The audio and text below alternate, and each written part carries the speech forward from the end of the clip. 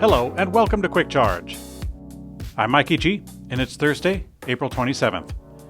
Tesla is suing Tank & Rast, a large gas station operator in Germany, for the right to install charging stations along the Autobahn. Tank & Rast is a near-monopoly position that it holds on the concessions for almost the whole Autobahn, rest stops, and so forth. Tank & Rast actually has some electric stations, but it retains complete control on the locations and deployment. It also has control over the companies that can deploy charging stations at the stops. So far, Tesla has not been permitted. Tesla, along with Netherlands-based charging station company Fastened, has decided to sue in order to deploy stations on the road. Fastened also noted that it gives the company too much power, as they get to decide where and if specific locations along the highway will get a station. Ruling is not expected to be achieved today, but negotiations are expected to start. Tesla's inventory in the U.S. has reached a new high, which is worrisome at the time in the quarter, and it's pointing to price cuts maybe not working as well as the automaker had intended. During its earnings call last week, the automaker made it clear that it is monitoring new orders daily against production capacity, and it plans to continue adjusting prices in order to create the demand to match the production rate. Unfortunately, there is no easy way to track these metrics, but there is a way to track Tesla's inventory in the U.S., which can give us a general idea.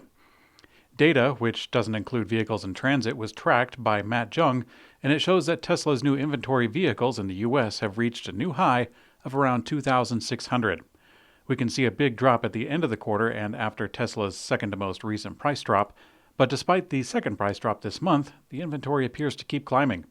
The good news is that the price cuts have worked in somewhat, especially for the Model Y, which is now Tesla's best-selling vehicle. It's important to take this data with a grain of salt, since it also might be the result of Tesla deploying more inventory during a short period ahead of the switching production method for other markets. But in general, higher inventory is certainly not a good sign for demand. Tesla has decided to use a bizarre defense in a lawsuit brought by a family of a Tesla owner who died in an accident while using Autopilot. The lawsuit revolves around the death of Walter Huang in 2018, who tragically lost his life on the road and was unfortunately proven to be using his phone at the time of the crash. The family decided to sue anyway, and they are trying to use the argument that some of Tesla's, and more specifically Elon Musk's comments about Autopilot and self-driving led Huang to believe that he could use Autopilot in that manner, which led to the crash. In its defense, Tesla is claiming that some of the statements that Musk is believed to have made might have been deep-faked and therefore shouldn't be questioned on them. Judge Evett D. Pennypacker didn't buy the argument and indeed ruled that Musk should be made available for an interview of up to 3 hours to discuss his statement. South Korean President Yoon Suk-yeol met with Elon Musk in Washington, D.C. to discuss the possibility of a Gigafactory in Korea. Korea was already on Tesla's short list for potential locations, and Yoon and Musk met virtually in November to discuss the possibility. Korea is turning out to be a major player in the EV industry. Korean battery suppliers LG Chem, Samsung SDI, and SK On are cooperating with many automakers around the globe, and Hyundai and Kia are among the largest electric vehicle manufacturers.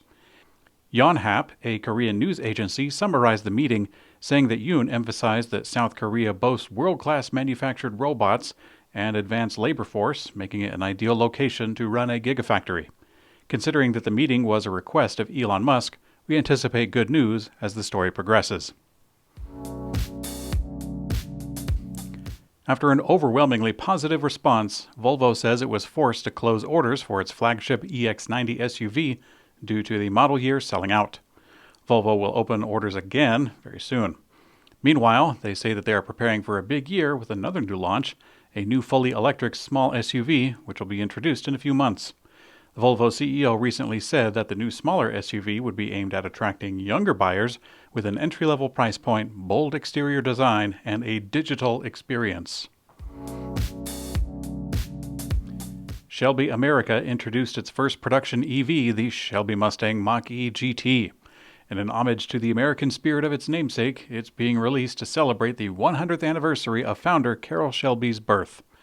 But oddly enough, the electric Shelby Mustang will only be available in Europe for now, and there will be extremely limited availability. The Shelby team made a number of track improvements for this edition, modifying the electric all-wheel drive vehicle to enhance handling and style. Also, the tricked-out version includes carbon fiber grille, hood, mirror, caps, lower trim, front spiller, performance-lowering springs, and much more. Shelby as a company says the reason they're starting the iconic electric vehicle badge in Europe first is due to heightened sales. Zeba, a California-based fleet management leader, announced plans to expand its fleet with new Ford electric vehicles and Ford Pro charging stations. Company says it will add nearly 250 Ford EVs to bolster its lineup, including the F-150 Lightning, Mustang Mach-E, and the E-Transit commercial van. That's pretty much all of them, though, right? According to the press release, the agreement also includes partnership of Ford Pro AC charging stations. Last October, the company signed a binding agreement to purchase 3,000 Canoo lifestyle delivery vehicles and lifestyle vehicles for its long-term portfolio.